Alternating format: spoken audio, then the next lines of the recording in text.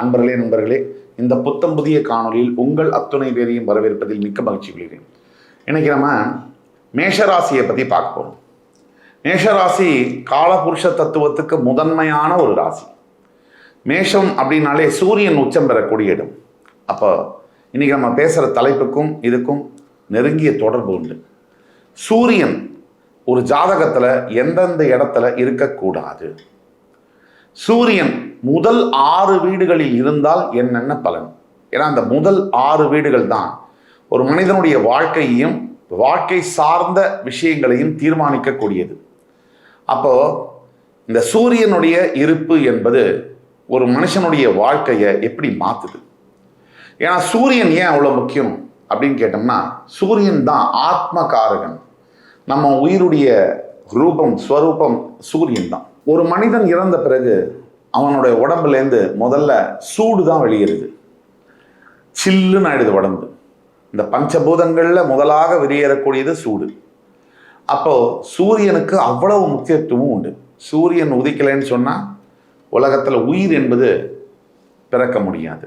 ஜனனம் அதற்கு காரணமான ஆத்மகாரகன் சூரியன். அப்பேற்பட்ட சூரியன் எந்த 3 இடங்களில் இருந்தால் நம்முடைய வாழ்க்கைக்கும் நமக்கும் மிகப்பெரிய அளவில் சவால்களை தரப்போகிறது அப்படிங்கிறத பற்றி பார்த்துட்டு, முதல் 6 வீடுகள் மேஷராசியிலிருந்து முதல் 6 வீடுகளில் இருந்தால் என்னென்ன பலன்கள் அதையும் பார்ப்போம்.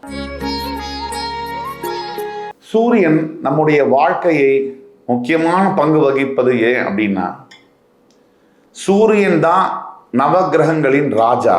அவரை சுற்றி தான் அனைத்து கிரகங்களும் சுழலுகின்றன. சூரியன் ஆத்மகாரகன் மட்டுமல்ல, நம் தந்தையை குறிக்கக்கூடியவர். நம் உயிருடைய வேர் என்பது தந்தையின் விந்துவிலிருந்து வந்தது. அந்த தந்தை தான் நம் உயிரை கொடுப்பவர், தாயின் மூலியமாக கொடுப்பவர்.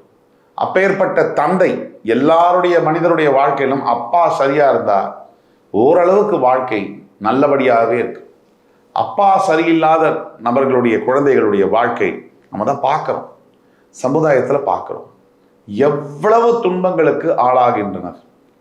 அதனால தந்தை எவ்வளவு முக்கியம், சூரியன் அவ்வளவு முக்கியம். ஆக இந்த சூரிய கிரகம் துலாம் ராசியில் அமரும் போது உங்களுடைய மேஷராசி அன்பர்களுக்கு 7ஆம் இடம் என்று சொல்லக்கூடிய துலாத்தில் சூரியன் அமரும் போது சூரியன் நீச்சம் பெறுவார். இதனாலேயே என்னமோ சூரியன் நீச்சம் பெற்ற 95% மேஷராசி அன்பர்களை நீங்க பாருங்க. எய்தர் சிறு வயதிலேயே, படிக்கும் காலத்திலேயே, பிள்ளை பருவத்திலேயே கூட சில பேருக்கு அப்பாவை பிரிந்து இருக்கக்கூடிய சூழ்நிலைகள் ஏற்படும்.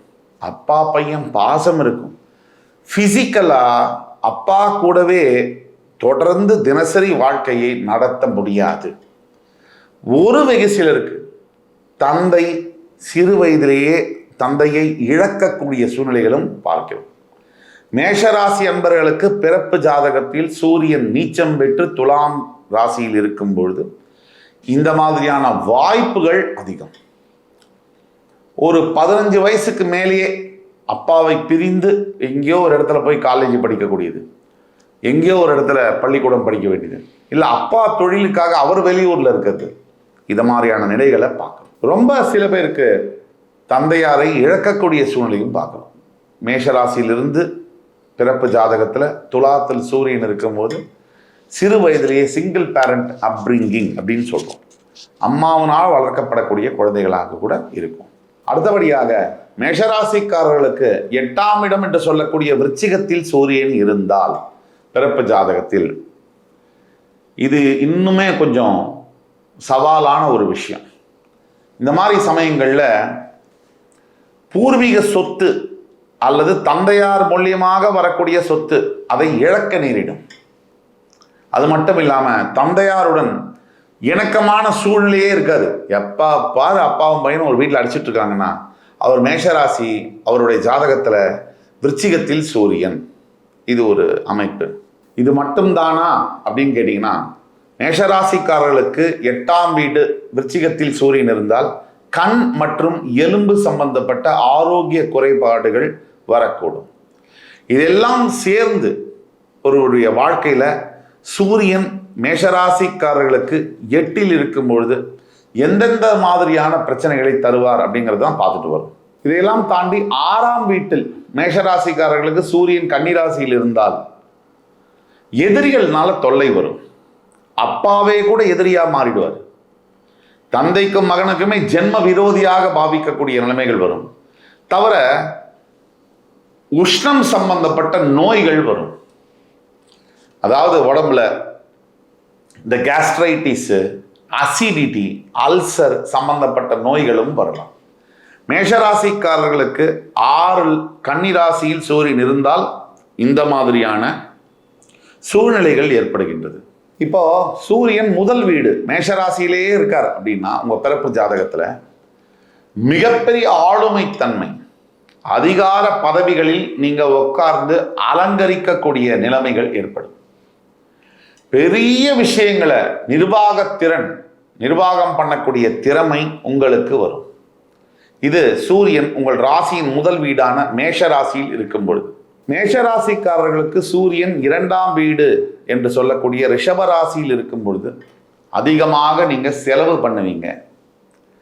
தவிர பேச்சு திறமை பிரகாசமா இருக்கும். அநியாயமா பேசுவீங்க. வானத்தை பிளந்து வைகுண்டத்தை காட்டுவேன் அப்படின்னு பேசுவீங்க.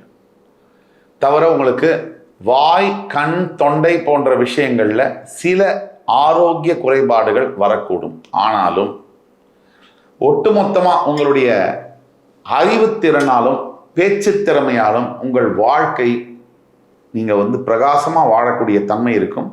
மற்றவங்களை ஈஸியா கவரக்கூடிய தன்மையும் இருக்கும். எதிர்பாலினத்தர, அதாவது ஆணாக மேஷராசி என்பவர்கள் இருந்தால் பெண்களை அட்ராக்ட் பண்ணக்கூடிய அமைப்பு இருக்கும். பெண்ணாக மேஷராசி என்பவர்கள் இருந்தால் ஆண்களை அட்ராக்ட் பண்ணக்கூடிய அமைப்புகள் இருக்கும். சூரியன் மேஷராசியிலிருந்து 3ஆம் வீடு என்று சொல்லக்கூடிய மிதுனத்தில் இருந்தால் தொலைத்தொடர்பு, ஐடி சம்பந்தப்பட்ட வேலைகளில் கொடிகட்டி பறக்கக்கூடிய அமைப்புகள் நடக்கும். நண்பர்களினால் உபாயம், உதவிகள் கிடைக்கும். அதே மாதிரி வீட்டில் இருக்கக்கூடிய பெரியோர்களுடைய ஆசீர்வாதம் முழுமையாக கிடைக்கும். நீங்கள் நினைத்தால், முயற்சித்தால் நினைத்தது பலிக்கும். இந்த யோகம் மேஷராசியில் பிறந்து 3ஆம் வீடு என்று சொல்லக்கூடிய மிதுன ராசியில் சூரியன் அமரும் பொழுது உங்களுக்கு ஏற்படும். அடுத்தபடியாக மேஷராசி என்பவர்களுக்கு 4ஆம் வீடு என்று சொல்லக்கூடிய கடகத்தில் சூரியன் இருந்தால் சொல்றோம் நம்ம, இவருக்கு 14 வீடு இருக்குப்பா, இவர் ஊர் முழுக்க சொத்து வச்சிருக்காருப்பா, அந்த அமைப்பு ஏற்படும். நிறைய வீடுகள், அசையா சொத்துக்கள், கார், நல்ல வசதியான வாழ்க்கை, சமுதாயத்தில் அங்கீகாரம், அந்தஸ்து, மரியாதை, கௌரவம் இதெல்லாம் கிடைக்கப் பெறுவீர்கள். மேஷராசி என்பவர்களாக இருந்து 4ஆம் வீடு கடகத்தில் சூரியன் இருக்கும் பொழுது இந்த நிலை உங்களுக்கு வரும். அடுத்தபடியாக மேஷராசி நீங்க பிறந்திருக்கீங்க, உங்களுடைய 5ஆம் வீடு சிம்மத்தில் சூரியன் இருக்கும் பொழுது இது ரொம்ப விசேஷம். தான் சொந்த வீட்டில் ஆட்சி பெறக்கூடிய பூர்வ புண்ணியாதிபதி, பூர்வ புண்ணிய ஸ்தானத்தில் ஆட்சி பெறக்கூடிய அமைப்பு. இந்த அமைப்பில் இருக்கக்கூடிய மேஷராசி அன்பர்களுக்கு தன் பிள்ளைகள் மூலியமாக அவங்க பெற்ற பையனோ பொண்ணோ சீஃப் மினிஸ்டர் ஆயிடுவாங்க. அவங்க பெற்ற மகனோ மகளோ மிகப்பெரிய ஐஏஎஸ் ஆபீசர்ஸா மிளிர்வார்கள். தான் பெற்ற மகன் தன்னை விட உயர்வான ஸ்தானத்தில் இருக்கிறதை பார்க்கக்கூடிய பாக்கியம் எத்தனை பெற்றவங்களுக்கு கிடைக்குது. தான் உயிரோடு இருக்கும்பொழுதே தான் பெற்ற பையன் மிகப்பெரிய அளவுல சாதனை செய்யக்கூடிய, அதை பார்க்கக்கூடிய யோகங்கள் எத்தனை குழந்தைகளுக்கு கிடைக்கிறது. அப்படிப்பட்ட பாக்கியங்கள் உங்களுக்கு வரும். நீங்க உயிரோடு இருக்கும் பொழுதே உங்கள் குழந்தைகள் பெரிய சாதனைகளை படைப்பதையும் அதை நீங்கள் பார்ப்பதையும் பார்க்கக்கூடிய யோகத்தையும் உங்களுக்கு தரும். கோடி ஜனங்களுக்கு மத்தியில நம்ம பெத்த பையனோ பொண்ணோ ஷைன் ஆறுது, பெரிய மேடை ஏறி மிகப்பெரிய அளவுல பிரகாசிக்கிறது, இதை பார்க்கக்கூடிய யோகம் உங்களுக்கு வரும். அடுத்தபடியாக மேஷராசி அன்பர்களுக்கு 6ஆம் வீடு என்று சொல்லக்கூடிய கன்னிராசியில் சூரியன் அமரும் பொழுது புரிந்து கொள்ள முடியாத நீண்ட கால நோய்கள் வரலாம்.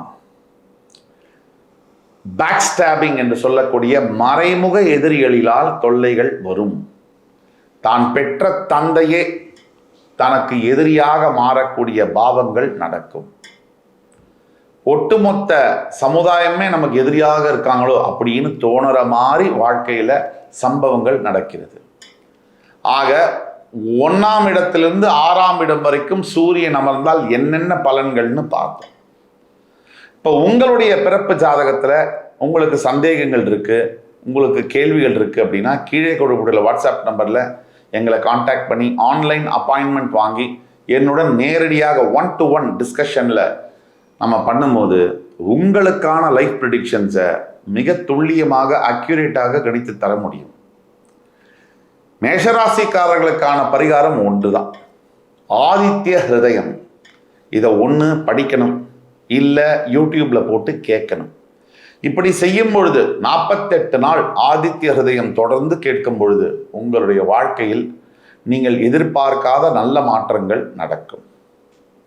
இந்த எபிசோடு உங்களுக்கு பிடிச்சிருக்கும்னு நம்புறேன். அடுத்து வரும் எபிசோட்ல மறுபடி வேறொரு சந்தர்ப்பத்தில் உங்களை மீண்டும் சந்திக்கும் வரை உங்களிடமிருந்து விடைபெறுவது உங்கள் சுபாஷ் பாலகிருஷ்ணன். நன்றி, வணக்கம், வாழ்க வளமுடன்.